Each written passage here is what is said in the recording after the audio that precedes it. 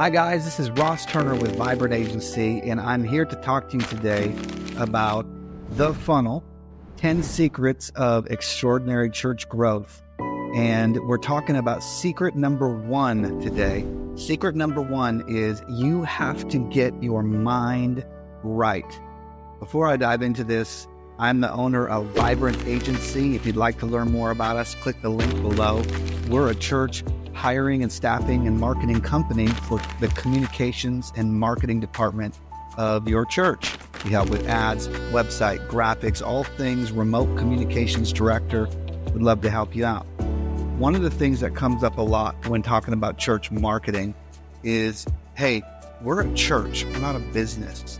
So we don't need to be doing all this marketing stuff. This is secular terms. We don't need to be doing marketing. That's weird. That's not really what a church is about. And I completely get that. It's, would be ideal if there was a completely different word for, trying to reach new people through channels such as social media or digital marketing, print ad. I wish there was a different word, because when you think of marketing and you think of business, you think of, trying to make money, trying to sell stuff, trying to grow a brand or politics or something like that. That doesn't really fit with the ethos of what we're trying to do as a ministry or a church or a nonprofit. And I get that, but there's just, the words are what they are. Marketing is the word. And so that's all that we have.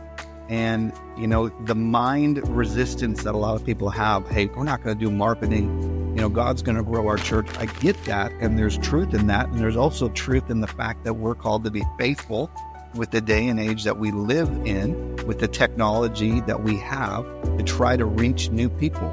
There was a time when I was a kid that people wanted to transition from using the projectors where you would put the clear plastic, thing that would project the words on the wall so we could sing along.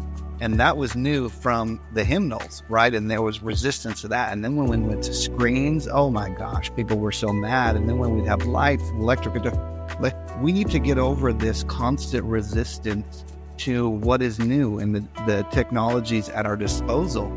And just know that the heart and the motive is to reach people for the Lord and bring people in the doors of the church. And we're just being faithful with the day and age that we live in. So to get your mind right means to let go of some of those resistors that we have.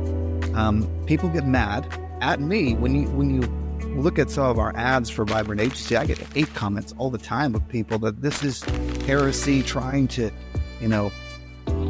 make money and, grow your church in some weird way. And really, I understand in some sense where that mindset is coming from, but really most people that are working in church and working in ministry know that we're using marketing not out of a weird ambition, but we're being faithful with the day and age that we're at. I would argue that if you choose to be a church leader or a ministry leader and you say, I am just going to wait and see who comes on Sunday and we're going to minister to them, and whoever comes, comes, and whoever doesn't come, doesn't come. I understand that that may seem like altruistic to be like that, but really I would argue that you're not being as faithful as you could be if you live in a city and you feel God's call to reach the people in your community. That I feel that you should use every means at your disposal to get the message of the gospel to them. And maybe the goal is to get them to come into your church on Sunday so you can be a part of their life. And I get that. A lot of times people have resistance to just showing up.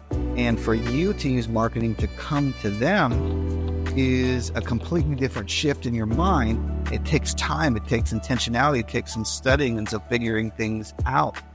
Another point in the book, The Funnel, says, once you realize that you need to do marketing, you oftentimes may try to do it yourself and end up wasting time and money. And I feel like a lot of church leaders don't really enter into church ministry with a backpack full of skills that relate to marketing and business world. And a lot of times that's not a skill set that naturally comes with somebody who works in the church world. And so what do? If they start feeling the call to run ads or invite people to Easter or invite people to this new sermon series, a lot of times if it's done incorrectly, you may run ads or a newspaper thing or a mailer, and if it's done without, or a lot of wisdom or strategy or research, you could waste the resources that you have as a ministry, and you could waste a lot of your time trying to set it up. And so that's the reason that I wrote this book called The Funnel. That's the reason that Vibrant Agency exists, is you can either take the time to learn to do it excellently, or you can hire somebody on your staff or train them or hire us or something like that, so that you're not wasting resources.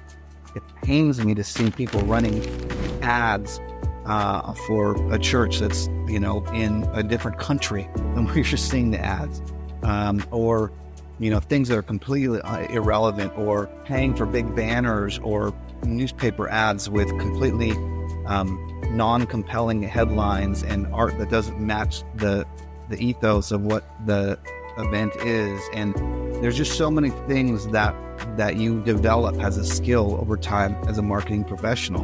And so I would encourage you, don't just start doing it and seeing what sticks. I would suggest really taking the time to hire somebody or learn. Watch. The fact that you're watching this video says that you have a spirit that says, I want to learn, I want to take this serious. Another point in the book says, you don't have to wait for people to just simply walk through your doors for you to be able to impact them. You can go and meet them right where they are. So we live in a day and age right now where people spend a lot of time on their phones.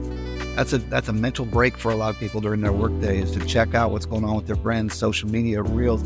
You live in a day and age where instead of having to go door to door to reach people, you can have compelling content that goes to somebody who is never, ever going to walk through the doors of your church right now. But if you reach them through your phone, you can start to break down those sales-resistant barriers that people have. So don't think that you are only being faithful by waiting for the people that come to you. You got to be faithful with who you can reach in your community with the tools that are at your disposal.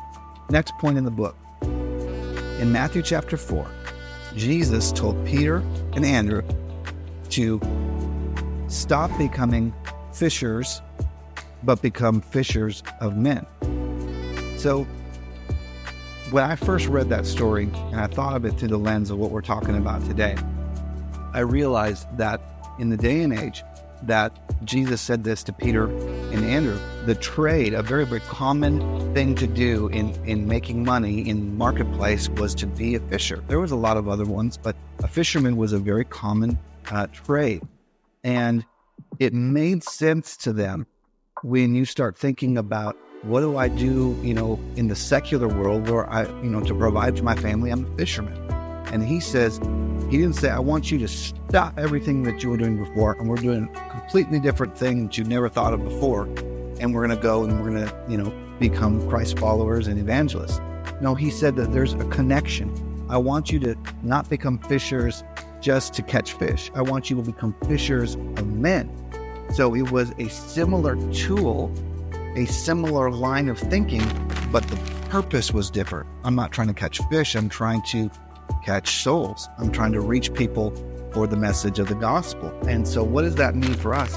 In today's day and age, what are common things? Well, there's business owners, there's shop owners, there's, I work for this company, for that company. And I think the message that Jesus would say was, hey, don't just be an entrepreneur for money, be an entrepreneur, use those skills for the gospel.